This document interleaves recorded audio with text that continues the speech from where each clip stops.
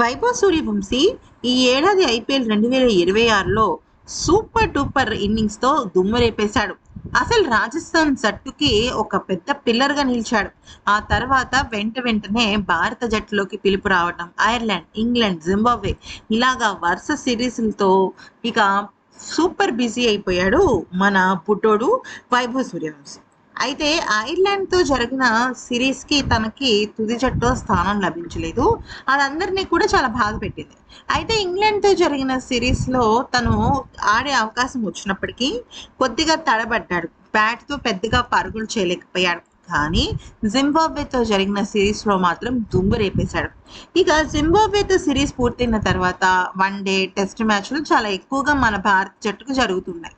మరి మళ్ళీ వైభవ్ సూర్యవంశీని మనం ఎప్పుడు చూస్తాము అనేది గనక ఆలోచించినట్టయితే మళ్ళీ సెప్టెంబర్లో వచ్చే ఏషియన్ గేమ్స్, అది దాదాపుగా సెప్టెంబర్ ఎండింగ్, అంటే దాదాపు 1 మంత్ పైగానే ఉందన్నమాట.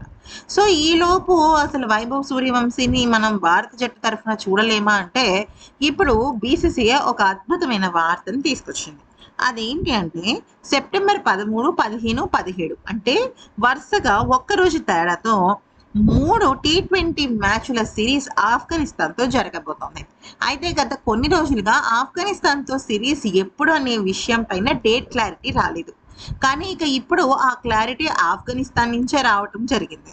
సో ఈ రకంగా చూసినట్టయితే 13, 15, 17 తేదీల్లో మనం గనక ఇది చూసినట్టయితే ఇప్పుడు సెప్టెంబర్ 24 నుంచి మెన్స్ క్రికెట్ అనేది స్టార్ట్ అవుతుంది.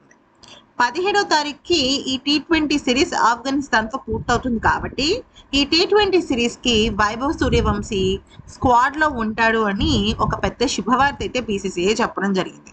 ఎందుకంటే ఒకవేళ కనుక తను నిజంగా అంటే ఏషియన్ గేమ్స్కి ఆల్రెడీ వైభవ్ సూర్యవంశీ సెలెక్ట్ అయిపోయాడు.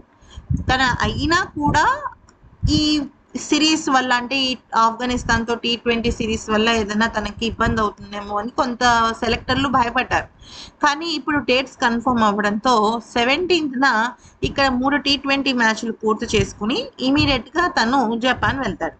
ఒకవేళ కనుక ప్రోటోకాల్స్లో ఏమైనా తేడా ఉందనుకోండి, అప్పుడు తను 2 T20 మ్యాచ్లే ఆడి 3వ T20కి ముందే తను జపాన్కి వెళ్ళే అవసరం అయినా ఉండొచ్చు. ఇలాగా వైభవ్ని మనం ఇటు ఆఫ్ఘనిస్తాన్తో సిరీస్, అలాగే ఏషియన్ గేమ్స్ రెండిట్లోనూ చూడొచ్చు అనమాట. ఇది అంటే ఏషియన్ గేమ్స్కి ముందు ఈ ఆఫ్ఘనిస్తాన్తో జరగబోయే సిరీస్ వైభవ్కి చాలా కలిసి వచ్చే అంశం అనే చెప్పుకోవచ్చు.